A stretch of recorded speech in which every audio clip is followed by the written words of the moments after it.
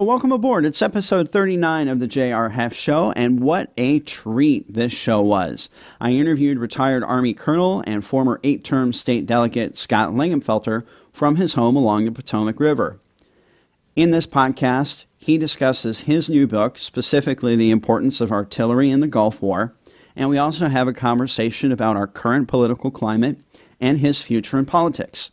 This one in particular was a lot of fun because it was an in-person interview.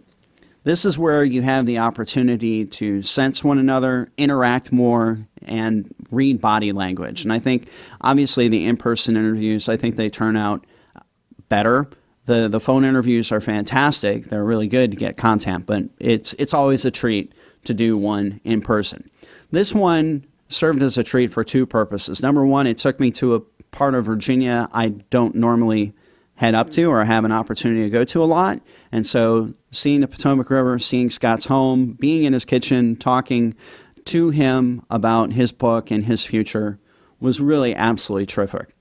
But also it afforded the opportunity to try my hand at video. And so there were a couple of lessons learned going into this. Remember, I self-produce, and so I have to set up the cameras and do the production work and all this stuff on my own. And so don't normally do this. So a couple mistakes were made. I hope you forgive me.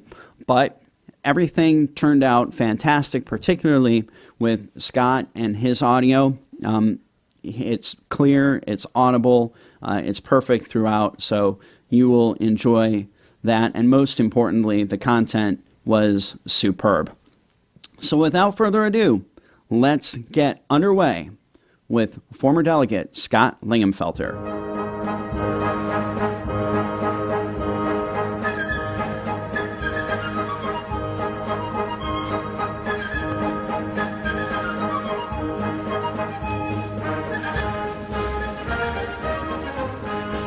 Scott, how you doing? I'm fine.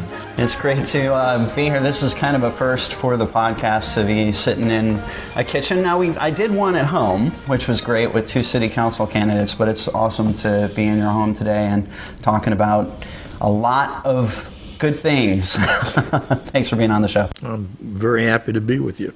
Cool. So, obviously, we did an introduction a few minutes ago. You've had a great career as a colonel and then as a delegate, and now you just had some time to write a book. I did. I just finished it, and it was very cathartic. I was in the 1st Infantry Division during the Gulf War. Kept diaries throughout that war, and finally, in fact, it was 2 years ago this month at this spot where I began writing this book, and I have since had a lot of engagement with people, and we're very close to getting this before a publisher, and we believe that we will be successful in publishing it. And it's going to be an achievement, I think, not only for me personally, but for many of the people that I fought with during the Gulf War will have a chance to have a story told that they participated in that pretty much has gone unchronicled at this point, if that's a word.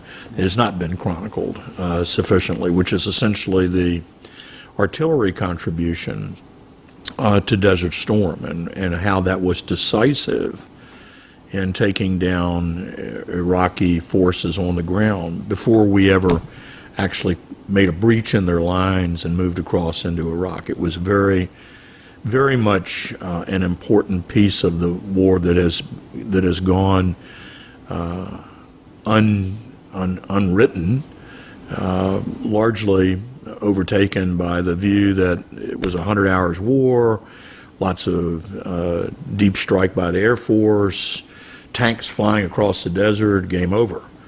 And that is the furthest thing from the truth. It was absolutely more involved and lengthier than that portrayal of the war. And so this book addresses that gap in knowledge. Yeah, so I would ask the question then, obviously we're still writing books about World War II, we're writing books about World War I, so but usually there's some driving force behind it. Why now? What motivated you to do this? The injuries of time. It's actually, I I wondered why I hadn't written this earlier.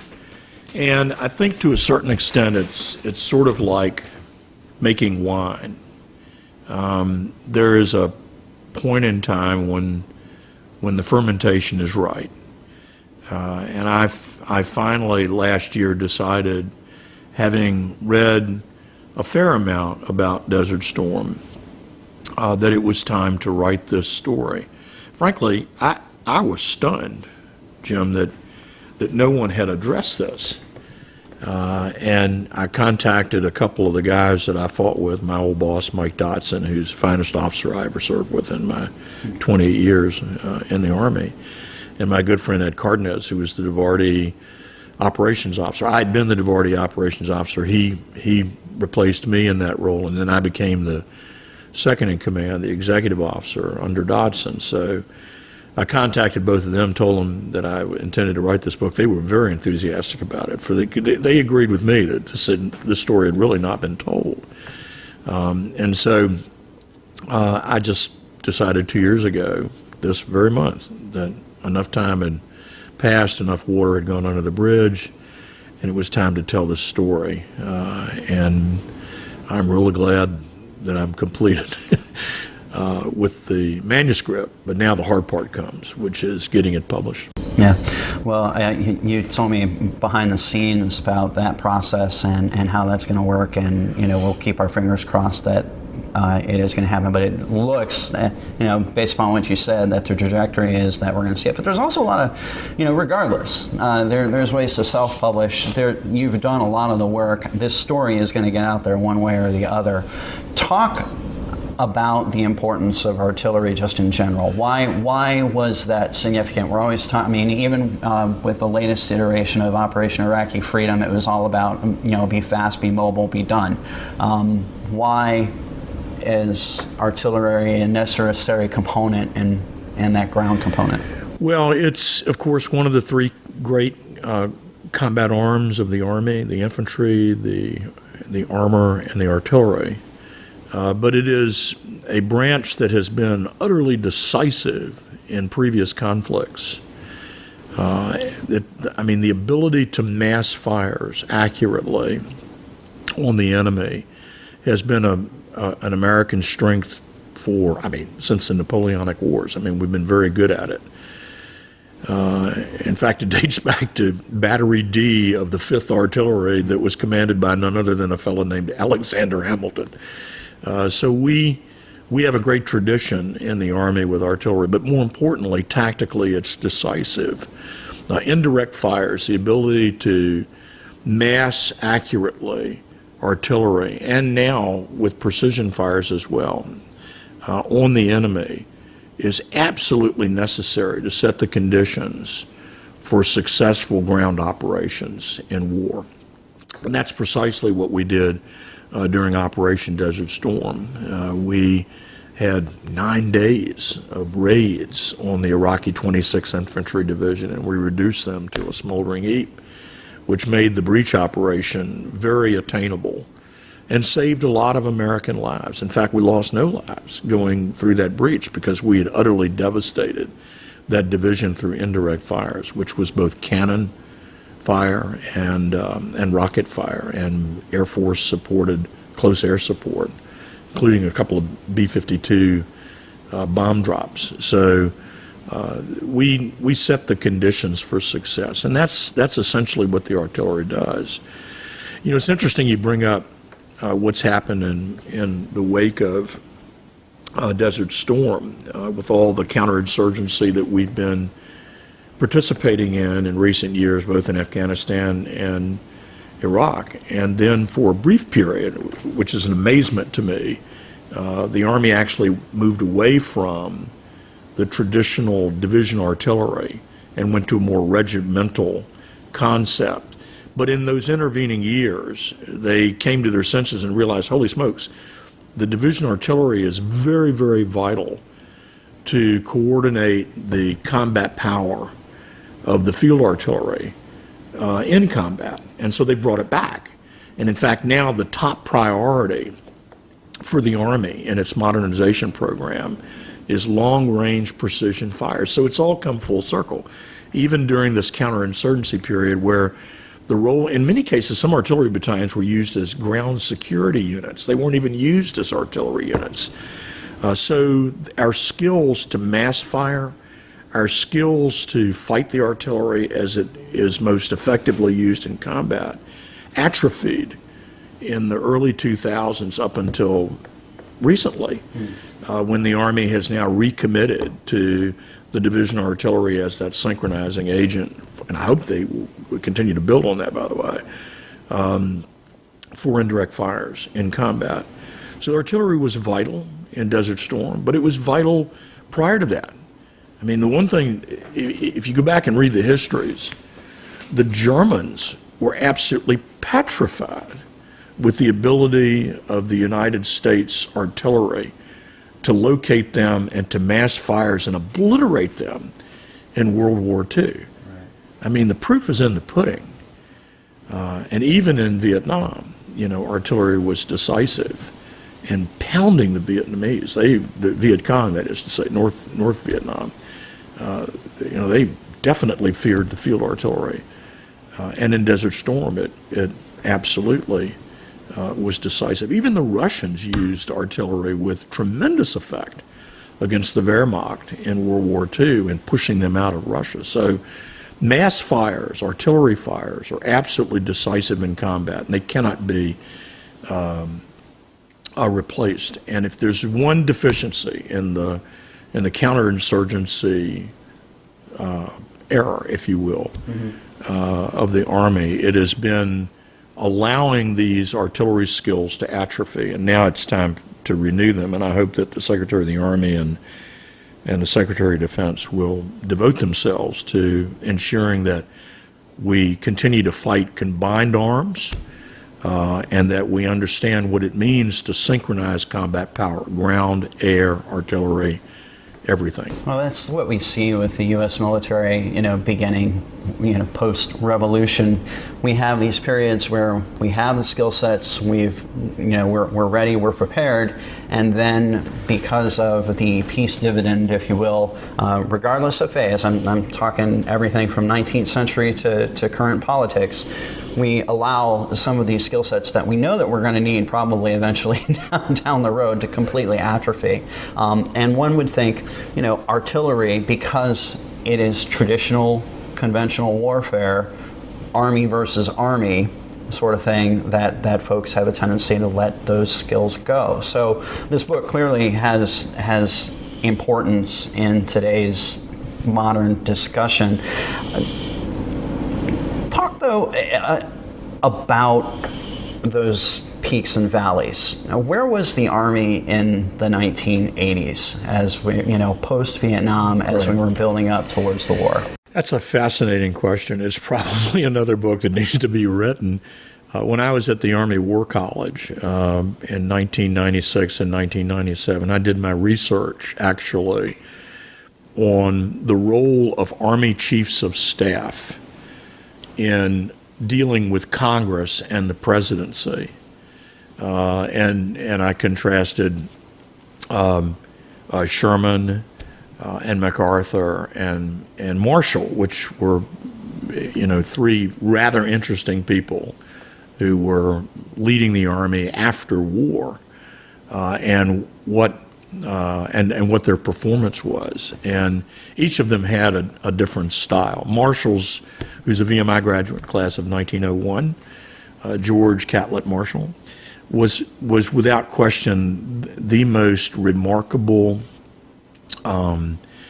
chief of staff in the history of the United States. He dealt with the Congress in a remarkable way, and it was in one of those valleys that Marshall actually stepped forward and positioned the United States for success in World War II by very carefully, with great sagacity, by the way, rebuilding the Army prior to Pearl Harbor. And it took a lot of work, and he was very effective at doing that. The sort of view is, well, we were just flat-footed and we finally had to ramp up quickly when World War II began. Not so. Marshall had actually set the conditions to bring the United States to a place where, after Pearl Harbor, we had not only gotten the Army ready and equipped, but we had tuned up the industrial process so that it could produce the equipment, the ammunition, and the sustaining features of the military, even as we were going to war, which no question shortened World War II. So Marshall was very, very effective at this. Actually, prior to him, Summerall, who was the chief of staff and had commanded the 1st Infantry Division, before that, West Point graduate, also tried to rebuild the Army after World War I and was unsuccessful at doing so. He just couldn't get currency. But Marshall was able to do that effectively. And we're in sort of that place now. One of the really attractive features about the Trump presidency, quite frankly, was his sort of indefatigable approach to building the military and the positions he took during the campaign, advocating a stronger military, and we're seeing that now. We are definitely in a place where we need to refit, rearm, recock, and get ourselves ready for the full spectrum of warfare, which includes not only counterinsurgency but full-scale conventional wars as well. Now, don't misinterpret, Jim. I'm the last guy who wants to go back to war. Sure. I mean, I have no desire to see this nation go to war for any reason except for existential threats to our nation. But we cannot, and we should not, be in any posture other than one where we can rapidly scale to complete decisive victory. That is the position we need to be. The little local fire department here, their model of success is when the alarm rings, they go put out the fire. Mm-hmm. They don't think about putting out the fire. They don't go to the town council and say we need money to buy fire engines, or gosh, we have to go recruit volunteer firemen, or we have to practice our trade.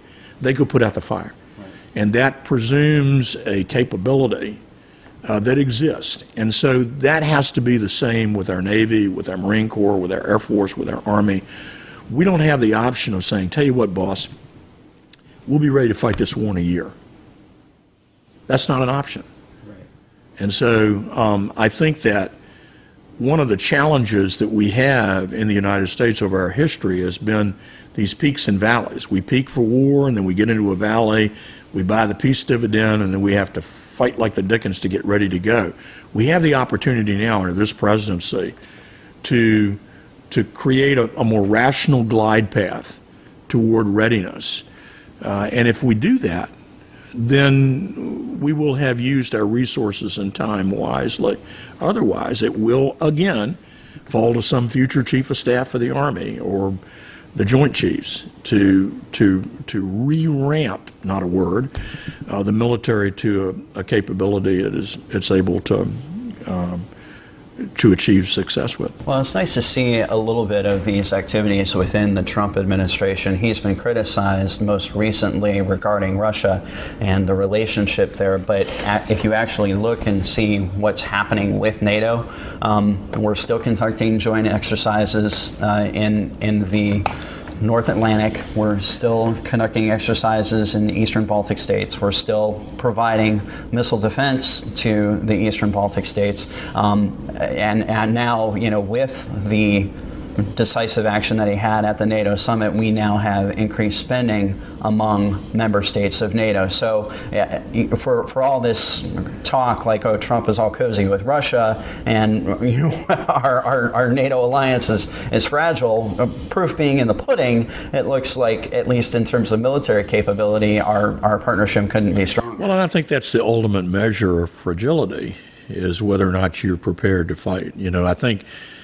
Secretary Mattis introduced a discussion point, even in the days that he was interviewed by the Senate to be Secretary of Defense, which is absolutely essential in looking at American readiness when he said very clearly that it's a question of lethality. That should be the focus of our war planners and our operators in the military. Are we lethal? Can we be lethal? That's why you have a military. You don't have a military to do anything else but be lethal when you need it. And lethality needs to be the center of the discussion. I mean, frankly, Mattis is brilliant to bring it up. Now, that's not unusual for a Marine to talk about lethality. I mean, I'm an Army artillery guy. I talked about lethality all the time. Sure. And the reason that we won decisively in Operation Desert Storm is we overwhelmed our enemies with lethality. So we know what works. What doesn't work is mindless rhetoric. And when you have NATO members who refused to contribute their fair share toward the collective defense of Europe, and remember, it's the collective defense of Europe. Right. It's not the collective defense of Oklahoma. Right. Then you would have an expectation that everybody would play ball. Now, the president has roughed them up rhetorically, but ultimately you have to differentiate between personalities and performance. And I think we're achieving our purpose here when we get NATO to belly up to the bar and put cash on the table to create the readiness and lethality that they will need in order to be a deterrent to aggression in Europe. Yeah, so we got two veterans here, okay, and we both share a unique experience in being augmented to the United Nations staff for a time being. Talk about that time that you spent in the Middle East under the United Nations and how that sort of prepared you for what happened during the Gulf War. Well, that assignment, my initial assignment in the Middle East, it was with the United Nations Truth Supervision Organization. I was seconded to that outfit with 37 other Americans who, I guess 35 other Americans, actually it was 36 of us total, to that organization as peacekeepers, separating Israel from their Arab neighbors to protect Israel and to also protect the Arabs. In other words, it was a peacekeeping operation to keep people at peace. But it wasn't supposed to happen. I actually was at the Army sent me to grad school at UVA to get a degree in comparative governments of the Middle East and Soviet foreign policy. I was an artilleryman as a company grade officer, and they came to me and they said, "Do you want to be a lawyer? You want to be a JAG officer? We're trying to recruit JAG officers." I said, "No, I don't want to be a lawyer." And they said, "Well," I said, "What else have you got?" And they said, "Well, we're training these guys to be foreign area officers. Are you interested in that?" And I said, "Well, yeah, I could be interested in that.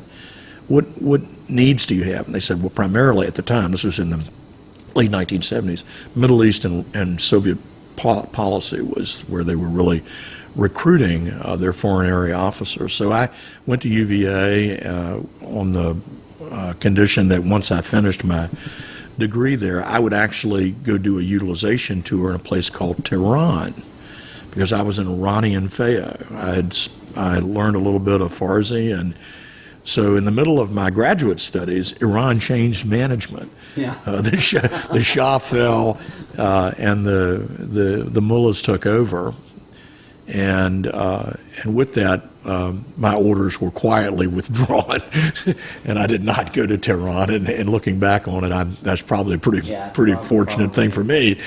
So I asked the branch detailer, I said, "Where am I going now?" And they said, "Well, you're going to go to Israel," which I figured was typical Army. One country down from Iran on the alphabet was Israel, so boom, that's where they sent. But it wasn't that way at all. They wanted me to have a utilization tour, and so they sent me as a member of the United Nations Truth Supervision Organization, where I performed peacekeeping operations initially in Damascus on the Golan Heights, and then I was assigned to Jerusalem in the operations center and did duty in southern Lebanon with the UN and the multinational peacekeepers there. And so that was a fascinating thing. And after that, I went back to the Defense Intelligence Agency, where I was the Iran-Iraq war analyst, one of them, during the Iran-Iraq war. And through that process, I learned a lot about the Middle East, having been, in Syria and Jordan and Egypt and Israel and southern Lebanon. And then from an analyst viewpoint, an analyst desk in Washington, I had access to all the intelligence that you would ever imagine about the region, what was going on. I followed the Iran-Iraq war very carefully. And those things actually were very, very helpful to me when eventually I went out in my combat role to fight the Iraqis during Desert Storm. It did give me a dimension and an understanding of things, particularly how they would fight, where they would be strong, where they would be weak, and so that was very helpful. He also had on the ground knowledge of how this coalition came together, which again we look back on, and it was pretty fascinating to get all. It was remarkable states. Yeah. That today you would look back and say, how in the world did they form a partnership? Talk about your observations of that partnership and where maybe the United States might have gone awry. Well, first of all, I think that to go back to an earlier question you said, many of the Army of 1991 was an army that began rebuilding in the 1970s, when you had all these young company grade and field grade officers who had come out of the Vietnam experience, and they realized that we really need to prepare the Army to do its mission and to do it well. And many of the officers that worked in that were the generals during Desert Storm that fought that big army. And so we had brought the Army back to the point where in 1990 it was primed, it was ready to do its business. It was keyed up, it was the best prepared army in the history of the country. We had focused on the Russian threat in Europe, and now, irony upon irony, we were facing a surrogate Russian outfit, essentially, an equipped Russian organization, the Iraqi army, in the desert of the Middle East, in the deserts of the Middle East. And so it was ironic in that respect. But that generation prepared us for this conflict. So tactically, we were tuned up, we were ready to go. Strategically, George H.W. Bush put together a coalition as effective and with great decisiveness as I've ever seen in the history of the country. And I mean, he did a brilliant job building a strategic coalition that was able to bring people together we never imagined in a million years would be together in a conflict in the Middle East. I mean, the Saudis, the United States going to fetch Kuwait's bacon out of the fire, fight the Iraqis, the Syrians and the Egyptians alongside us. I mean, this is the stuff of a Hollywood script, not reality. But that's exactly what Bush did. Geopolitically, I think that's a different discussion. I think we fell short, and I say so in the book. But I don't want to give the book away. So. Well, we don't want to give the book away, but I think we can see, I mean, you retired in 2002, and so obviously 9/11 had just happened. But it's well documented that Bin Laden, comes from a wealthy family in Saudi Arabia, goes over to Afghanistan and fights the evil Russians with American-made support. And so with the Mujahideen, he's a little bit sympathetic, I think, to the United States, at least in terms of being supportive. But his big argument is that once we come to the Levant and that area, we stay. We don't go away. We don't topple Saddam. We're in the area. We're entrenched in the Arabian Gulf or the Persian Gulf. Take that story and pivot it now into the modern. Well, this has always been the lament of certain voices in the Middle East, that the United States is simply a crusader looking for bases to occupy and stay there ad infinitum. And and lord it over the Arab community. This is nonsense, of course. I mean, we have no desire to do that. But it plays to the Arab Street, and it was, I'm sure, a concern that the first Bush administration had when they, rapidly removed us from Desert Storm. But that said, and there are a lot of questions as to whether or not we should have gone on to just deal with Saddam during the Desert Storm, and would we have saved ourselves a lot of blood and treasure? There are others to this day who believe we just had no role there at all. I mean, it's sort of a strange conclusion to reach, particularly when a sovereign nation is invaded the way Kuwait was. But I think there are legitimate arguments to be made about the efficacy of the second and now the third Gulf War, the third Iraqi War anyway. And could we have avoided that had we been agile enough in 1991 to see the opportunity that was before us? But there's no question that that George H.W. Bush put together a coalition the likes of which I don't think anyone has ever seen, and it was made up of a remarkable group of people. And remember, we were able to keep the Israelis out of that war because of the effectiveness of that coalition. The Israelis felt it necessary to become involved in that conflict. The coalition would have absolutely collapsed because the Arabs just would not have stood for any kind of participation by Israel. So Bush's wise protection of Israel through our missile defense systems, our Patriot systems, and good diplomacy, and frankly speaking, the leadership in Israel at the time who saw the importance of allowing the coalition to do its work.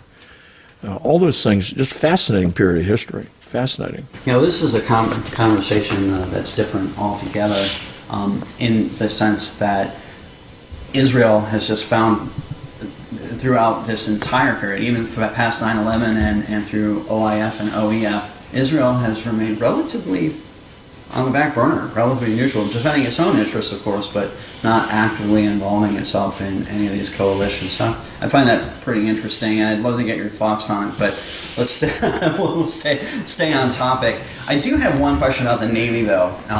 The Navy battleships used to be known as the artillery of the sea, and I know the Marine Corps was really, really disappointed when we decided to retire the battleships, and in fact, I think the Wisconsin was in the Gulf War and supported the Marine element. What do you see as an artillery officer, and knowing how that partnership works? Do you feel that you're getting that Army artillery is going to get enough Navy support in modern combat and conflict? Well, as you know, in recent years, we've moved to a lot of precision strike, deep strike capability, which is very lethal, very good. Naval gunfire, there is nothing like naval gunfire. I mean, 16-inch shells flying through the air at 30 kilometers will get your attention real quick. and one of the things I never directed in my forward observer days, I never had a chance to be what you guys used to call a no-glow, a naval gunfire officer, and direct naval gunfire. But I knew artillerymen that had. And of course, naval gunfire is very flat, but very long range. And because it's very flat, it has a very large range probable error. So you need a very good artilleryman to bring them in. But once you get fire for effect with naval gunfire back in those days, it was game over for whoever was under that sort of pestilential environment. They were going to get just absolutely blown to smithereens. That said, I think the Navy can meet its fundamental indirect fire requirements through TLAMs and theater, tactical missiles and so forth. I think that they will be able to do a fair amount of that. We've demonstrated, I think, in Syria that they're very effective and very reliable. When you can get 59 of 60 of them to hit their targets as designed, then that's a pretty good ratio of success. So I think that where cannon gunfire is sort of a sentimental thing for an artilleryman, I think from the Navy's viewpoint, it's a good thing that they have the capability that they've developed now. The other piece is, you still have to get in kind of close to the shore in order to make naval gunfire work for you. Yeah. And even during the Normandy invasion, I think if you talk to some of those, well, if they're around, the Navy veterans who fought that stuff, they got pretty close to the shore. And so it's better to have that standoff capability. It protects your force better, allows you to maintain your security better at sea and protect your assets while at the same time engage the enemy. So I think the standoff capability the Navy has is very good, and I hope they build on it.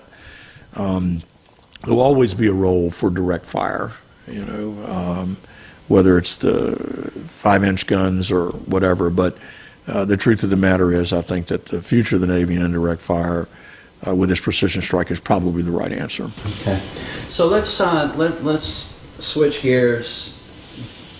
People know me, not necessarily for my naval service and my military interests, and people know you, not necessarily for the fact that you served nearly 3 decades in the Army and were an artillery officer. They know both of us politically a lot. Yeah.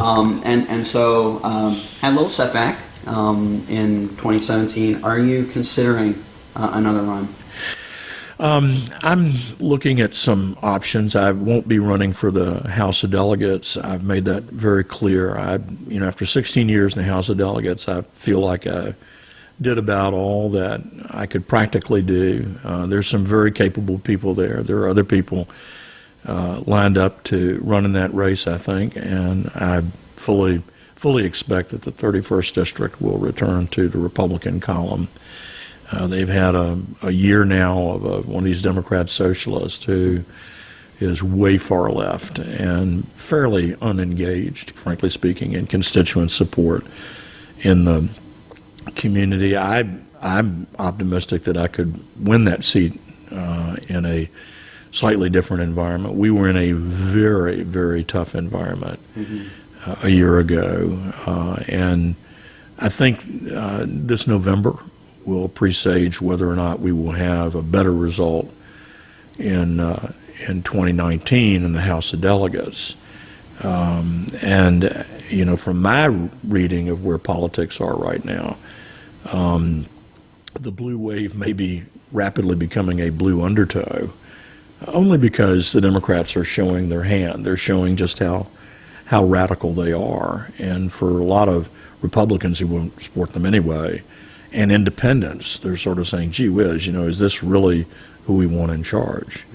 That said, the hatred for the president is off the charts. I mean, it's some people call it the Trump derangement syndrome. I think that's putting it mildly. The level of rhetoric and hateful speech that is going on is something that I just find stunning, and I believe that it is backfiring. I think that a good many people who see this stuff just shake their heads. And I mean, I'm very engaged politically, thinking and writing, and you are as well. And I mean, have you ever seen anything like this? No, and it's really, I mean, I can't imagine what it would be like in the 1850s in terms of the level of hot rhetoric that obviously percolated up during that period of time. But there's certainly an unnecessary amount of antagonism, mainly coming from the left towards the right, that surprises me because we could go down a long conversation in that regard, but it really seems to me that there's a lot of people that are failing to remember what it is to mean to be an American, and a lot of that is back to what our belief systems are in terms of not only our religious faiths, but also our beliefs in the individual and the free market and the ability of us to be represented as a people. It's not a top-down, hierarchical-driven thing where the government tells people what to do. And it just seems that there's a lot of people in our society today that feel that if they are slighted in any way, that it is somehow a hierarchy that has done this to them. And Well, I think it's a problem, and it's really hot. It's yeah, hot I think it is hot rhetoric, but there's some more serious things trending in the country today that if for no other reason have me thinking about whether or not to become re-involved in elective politics. I'm going through that process right now, thinking it through, and is this where I need to devote my attention? But I will tell you that one of the things that I think is very much a threat to the current environment is the atrophying, if you will, of American understanding about who we are and where we came from, and Right. and what the founding principles were, and why this democratic republic works, and why it won't work if we move away from some fundamental things like virtue. I mean, our founders were very clear about this, that freedom requires people who are virtuous. Only a virtuous people are worthy of self-governance. You may be entitled to self-governance as a function of the Constitution, but are you worthy of that self-governance? And if you have a society which de-emphasizes the importance of virtue in the discussion, will we continue to have that worthiness? And then there's the question of, well, whose virtue? What virtue? Where does virtue come from? Well, virtue, in large measure, historically and otherwise, comes from faith of some sort. I mean, you can have a discussion about virtue and values, but ultimately you come back around to the fundamental ones that are found in faith. Now, our founders preferred Christianity, but that's not exclusive to the virtue discussion. I mean, all the great religions are offer up some form of virtue. The founders believed that Christianity was best, but at the same time, they disestablished religion because they knew that religion that is embraced voluntarily is much more important than one forced upon a people by law or by governmental fiat.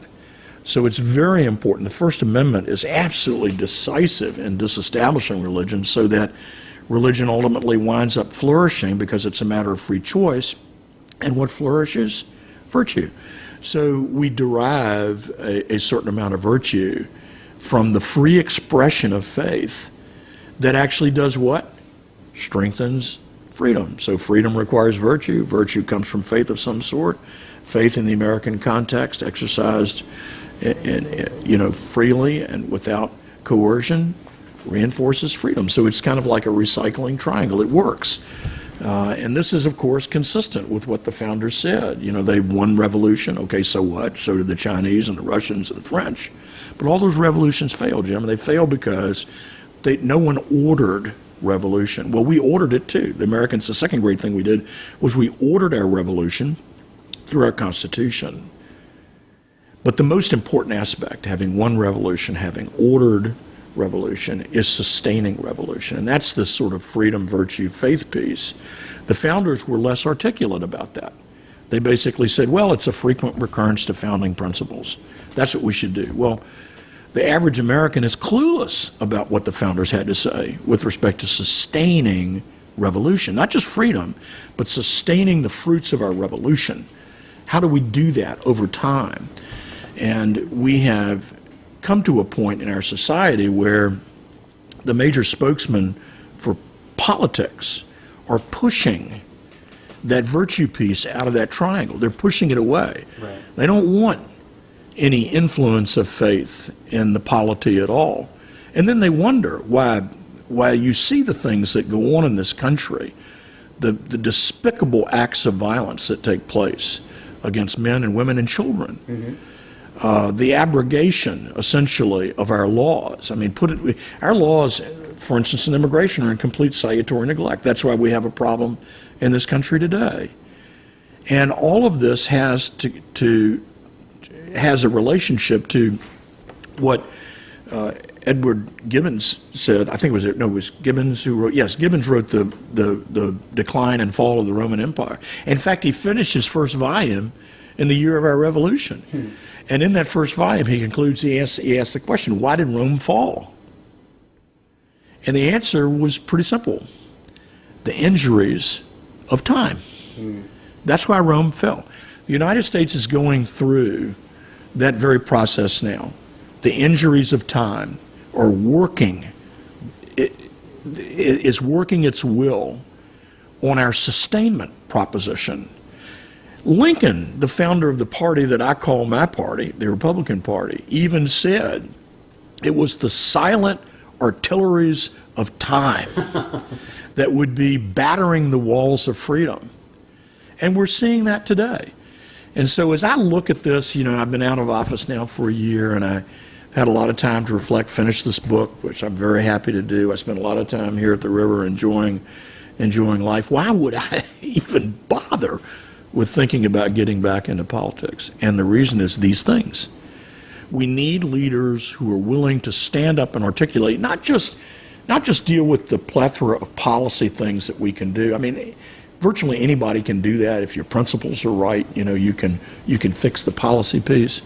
But we need more and more of our leadership to recognize that the existential threat that faces Virginia, that faces all of our states, and that faces our nation are the silent artilleries of time as they batter our polity into failure. And so we have to stand up and have a renewal in this country, the likes of which we haven't had in recent years. I'm glad that you answered the question that way, because I was going to deviate towards some more tactical questions, but I think that's a good place to end our conversation. But I do want to ask you one thing. With that as backdrop, what motivates you today? What excites you about Virginia, about America, about who we are as a people? Who we are as a people.